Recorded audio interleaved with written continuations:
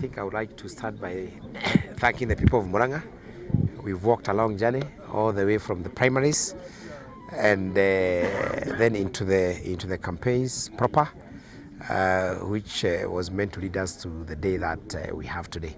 So I take this opportunity to thank the people of Murang'a because it has been tough, but we've maintained peace, and this county has come out in one piece, not in terms of constituencies or in terms of religion or who comes from where, and I'm happy that we've been able to carry ourselves in that manner. The other thing is that for the campaign proper, again I thank all the prayers within the county, because it was fairly peaceful. It was very peaceful, if I can say, and I think that is the spirit. So for today, again I thank IBC.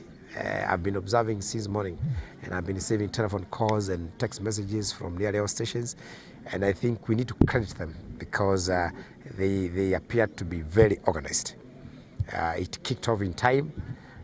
We don't have any major issues as we speak, and it appears to be very smooth. So my good word to IBC.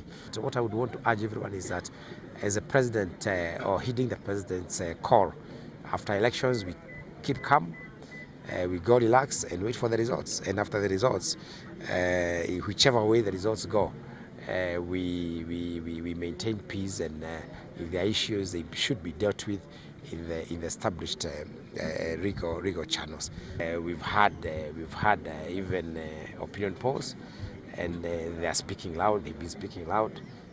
We've been trading at about 90%, and we don't expect anything to change. And my thanks to the people of Murang'a, but we all wait for the final result. But there we are.